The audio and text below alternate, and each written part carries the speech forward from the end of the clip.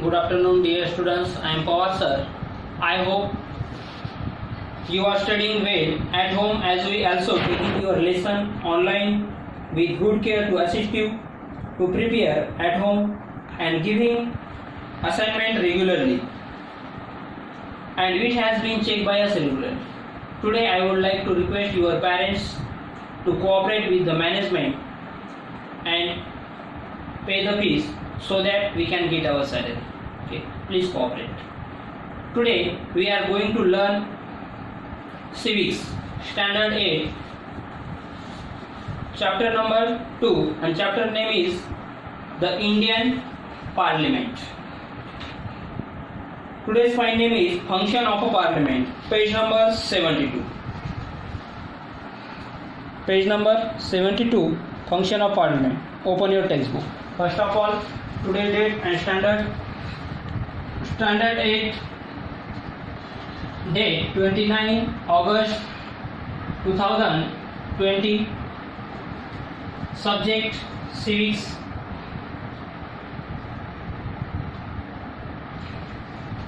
Lesson number 2, lesson name is the Indian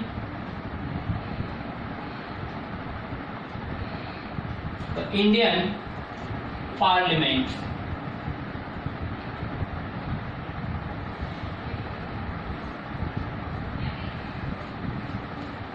Today's file name is function of parliament. अब इसके पहले हमने राज्यसभा और लोकसभा के बारे में पढ़ा था। राज्यसभा कैसे होती है, लोकसभा कैसे होती है, उनके ये कितने कंप्लीट होना चाहिए। लोकसभा के लिए 25, राज्यसभा के लिए 35 ईयर। राज्यसभा का जो मेंबर्स का पीरियड होता है एमपी का वो 6 ईयर का, लोकसभा का 5 ईयर्स का, और राज्यसभा जो है वो परमानेंट हाउस है और लोकसभा जो है वो परमानेंट हाउस नहीं है। ओके, वो हर 5 ईयर में चेंजेस होता रहता है वहाँ। इसके बारे में हमने इसके पहले जानकारी ली थी। चलो आज लेते हैं हम function of the parliament. After understanding the basic of Lok Sabha and Rajya Sabha, we will now review there function. अब इनके फंक्शन लेते हैं। Formulation of law. अब लॉ बनाने का काम कैसा होता है, ये राज्यसभा और लोकसभा कैसे लॉ बनाते हैं, इसके बारे में हम जानकारी लेते हैं। In order to achieve welfare of the people and the objective of the constitution, the parliament has the formulate new laws. देखो, अचीव वेलफेयर ऑफ पीपल के वेलफेयर के, पीपल के कल्याण के लिए, पीपल के अच्छे के लिए क्या करती है ये constitution, parliament has a formulate new law बनाते हैं। जो लॉ न्यू लॉ जो बनते हैं वो किसके लिए बनते हैं, पीपल के वेलफेयर के लिए। Also outdated laws are repeated, necessary change are made in same laws. जो आउटडेटेड है, इसके पहले वाले बने वाले लॉज हैं, उसमें अगर कुछ चेंज करना है क्या रिपीट, तो उसके ऊपर चेंज करने का भी वो सोचते हैं, अगर उससे क्या भला होने वाला ये देखते हैं। The process of the formulation of law has been the describe in the constitution in accordance to the procedure. The parliament fulfill this primary and important responsibility. और ये पार्लियामेंट की क्या होती है, पहले प्राइमरी रिस्पॉन्सिबिलिटी होती है। Control over council of minister. Council minister का कैसा कंट्रोल है ये देखते हैं। The prime minister and the council of minister are drawn from the parliament and parliament exercise control over them. और पार्लियामेंट को कंट्रोल करने का काम इनके पास होता है। There are multiple ways the through which this control can be the exercise with the responsibility of the parliament to see that the council of a minister does not disregard the parliament and the function under its supervision. अब देखो ये law बनाने की procedure होती है। Next है amendments of the constitution. Amendments कैसे, उसमें अमेंडमेंट होती है। The Parliament decided whether to make any amendments to the Indian Constitution. तो इंडियन कॉन्स्टिट्यूशन में डिसाइड किया है कि अमेंडमेंट की प्रोसीजर क्या है वो देखते हैं हम। The constitution amendment bill is considered to be the important bill. Amendment जो बिल होते हैं वो क्या होते हैं, इम्पोर्टेंट होते हैं। The Parliament discussed why the amendment is required and decided whether to accept to it or not। और ये अमेंडमेंट के ऊपर पार्लियामेंट क्या करता है, डिसीजन लेता है, ओके, वो सही या गलत, वो ठीक है या बुरा, ओके, इसके बारे में वो सोचकर उसके बाद ही वो अमेंडमेंट किया जाता है। The constitution mention various ways of the amending the constitution, they are as follows. इसकी कुछ प्रोसीजर है अमेंडमेंट क्या, देखो ये 3 स्टेप के प्रोसीजर है। फर्स्ट प्रोसीजर इसमें फिर प्रोविजन मतलब क्या, चेंजेस, कुछ चेंजेस होते हैं। देखो, इन द इंडियन कॉन्स्टिट्यूशन और amend by the simple majority of the parliament, कम से कम इसकी पहली जो सिंपल प्रोसीजर है वो क्या होते हैं, इसको चेंज करने के लिए अमेंडमेंट में उसमें माइनॉरिटी होनी चाहिए, वहाँ पर मेजॉरिटी होनी चाहिए।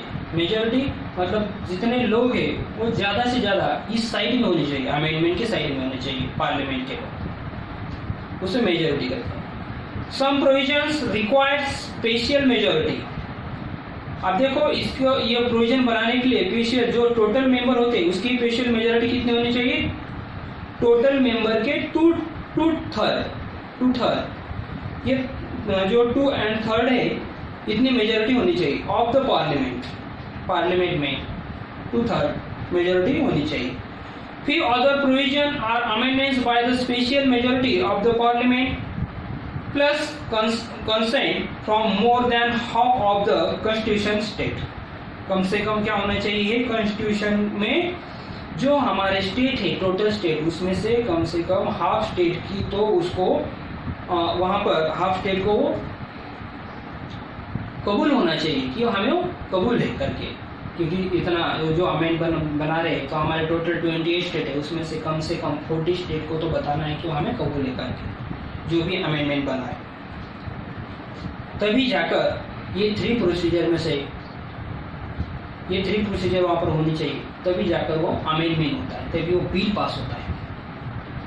स्पीकर ऑफ लोकसभा, अब लोकसभा के स्पीकर का उसके बारे में इंफॉर्मेशन देते हैं। In the very first meeting after the election of Lok Sabha, the member of Lok Sabha elect a speaker and deputy speaker। जैसे लोकसभा की इलेक्शन होती है उसमें स्पीकर एंड डेप्यूटी स्पीकर बनाए जाते हैं लोकसभा के ऊपर कंट्रोल करने के लिए, उसको संभालने के लिए। Amongst themselves, Lok Sabha function under the guidance and control of the speaker. Lok Sabha में लोगों को गाइडेंस करने का काम और कंट्रोल करने का काम स्पीकर और डेप्यूटी स्पीकर का होता है। Lok Sabha represent the citizen and the speaker represent the Lok Sabha. देखो, लोकसभा रिप्रेजेंट किसको करता है, सिटीजन, और स्पीकर रिप्रेजेंट किसको करता है, Lok Sabha. After getting the elected as a speaker, he has to conduct the business of the house in an unbiased मतलब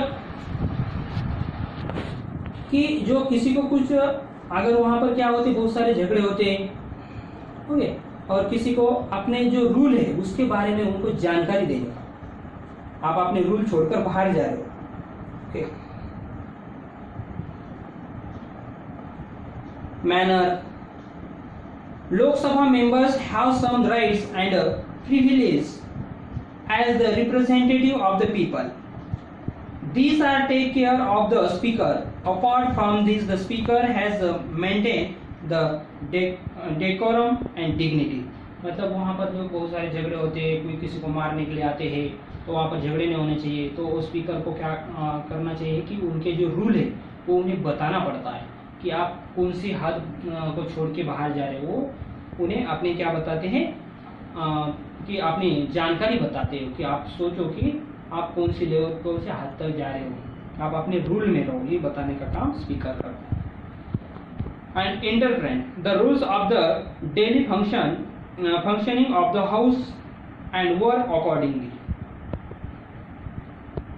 the chairman of Rajya Sabha, अब राज्यसभा के चेयरमैन के बारे में हम पढ़ते हैं। The chairman exercise a control, 1 minute, इसके पहले क्या करते हैं हम, यहाँ पर देखो अंडरस्टैंड इट, ये वाला पार्ट लेते हैं, ये द चेयरमैन ऑफ राज्यसभा के पहले। Both house the Lok Sabha as well, ये देख लो, इसमें ये बॉक्स है, कंफ्यूज हो जाओगे आप। अंडरस्टैंड इट, ओके, यहाँ तक हमारा हो गया। अब ये लेते हैं, both house, the Lok Sabha as well as the Rajya Sabha have some set of rights. देखो कि यहाँ पर लोकसभा as well as राज्य सभा have some set of right. राज्य सभा से ज्यादा थोड़े rights किसको हैं, लोकसभा को हैं. But there are certain rights that enjoyed by the Lok Sabha are not available to the Rajya Sabha. For example, bill related to tax or the related to finance bill related, ये सब कहाँ पर होते हैं, ये ज्यादा करके सबसे पहले कहाँ पर किए जाते हैं, लोकसभा में. इसलिए राज्य लोकसभा को यहाँ पर ज्यादा से ज्यादा वहाँ पर इंजॉयड होते हैं. Money bills and such bills has introduced the past in the Lok Sabha. अब Rajya Sabha has limited power with the respect of the money bill. Money bill के लिए उसको पावर कम है. Rajya Sabha has certain rights which are not available to the Lok Sabha. For example, देखो लोकसभा से भी ज्यादा राज्यसभा के पास कुछ है, वो क्या देखते हैं. If Rajya Sabha feels that as the matter of the national interest, तो नेशनल के इंटरेस्ट के बारे में जो बिल है, the parliament should make a law or subject in the state list in can pass resolution to the effect. ये bill पहले राज्यसभा में होते हैं. ओके, और वो बनाने का काम राज्यसभा भी कर सकता है उससे. Now stop lecture, we will meet next.